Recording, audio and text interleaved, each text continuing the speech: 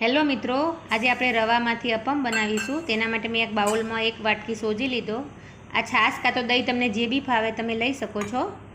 અને 1 નાની વાટકી ટામેટાં છે। થોડું કોબીજ લેશું આપણે 1 વાટકી જેવું। 2-3 ચમચી કેપ્સિકમ છે અને 1 નાની ડુંગળી છે। બસ આટલું આપણે જોઈશે। હવે આપણે એને મિક્સ કરી દઈશું બધું। પછી 1 ચમચી મીઠું નાખીશું અને પછી મિક્સ કરી અને જે તમને પાણી જોઈએ તેટલું આપણે પાણી નાખીશું। પાણીમાં મિક્સમાં કરતાં પાણી જેટલું આપણે જોઈએ એટલું નાખીશું। 1 વાટકી જશે આમાં। પછી થોડું વેજીટેબલ બી છોડશે એમાં પાણી, એટલે આપણે બહુ નહીં જોઈએ। પછી જો પાછળથી જોઈએ તો તમે એડ કરી શકો છો। બસ આ બધું મિક્સ કરી લેવાનું। પછી આપણે એને 10 મિનિટ રેસ્ટ આપીશું, એટલે સોજી ફૂલી જશે આપણો। બસ 10 મિનિટ થઈ ગઈ છે આપણી। હવે આપણે આ જોઈ લઈએ। જો આ રીતનું આપણે થઈ ગયું છે બરાબર। અને મિક્સ કરી અને આપણે એનો વઘાર કરીશું। વઘાર માટે 2 ચમચી તેલ છે, એની અંદર આપણે રાઈ નાખીશું 2-3 ચમચી। તમને જે રીતના રાઈ ગમતી હોય, વધારે બી સારી લાગે।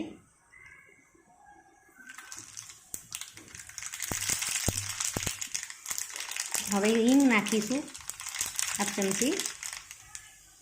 હિંગનો ટેસ્ટ ખૂબ જ સરસ લાગે છે આમાં, મિત્રો જરૂરથી એડ કરજો। આ આદુ મરચાં અને લીમડો વાટેલો છે એ અંદર એડ કરી દઈશું આપણે વઘારમાં, જેથી એકદમ કાચા ના લાગે। પછી થઈ ગયું છે। હવે આપણે આ વઘાર એમાં એડ કરી દઈશું ખીરાની અંદર।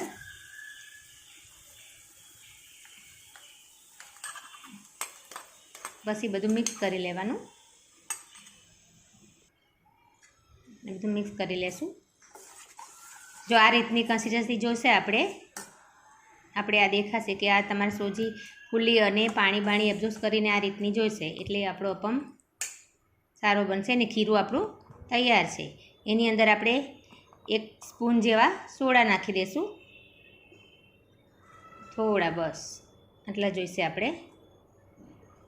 હવે મિક્સ કરી લેવાનું। અને આ અપમ જે સ્ટેન્ડ આવે છે મેં લઈ લીધું છે, એની અંદર તેલ મિક્સ કરી અને ગ્રીસ કરી લીધું છે। હવે આપણે એમાં અપમ મૂકી દઈશું। બધા આપણે અંદર 1-1 ચમચી જેટલું ખીરું આવશે, એટલે આ રીતના બધું મૂકી દેવાનું। પછી એને ઢાંકીને થોડી વાર ચડવા દઈશું। જોઈ લઈએ, આપણે ચેક કરી લઈએ ચમચીની મદદથી। આ થઈ ગયા છે। હવે આપણે એને ટર્ન કરી લેશું, બીજી સાઈડ માટે કૂક થઈ જાય એ માટે। હવે ઢાંકી દઈશું એને।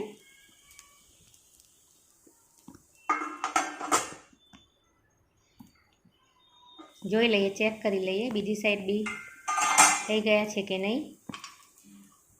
થઈ ગયા છે બધા થઈ જશે અને દમ થોડી વારમાં બસ આ તૈયાર છે આપણા અપમ। હવે આપણે એને સર્વ કરીશું। એની અંદર આ શેજવાન ચટણી અને સોસ સાથે મિક્સ કરીને મેં સર્વ કર્યા છે। તમને જે બી ફાવે। એકદમ પોચા થયા છે, જો હું તોડીને બતાવીશ। ટેસ્ટી અને હેલ્ધી, એકવાર જરૂરથી ટ્રાય કરજો મિત્રો।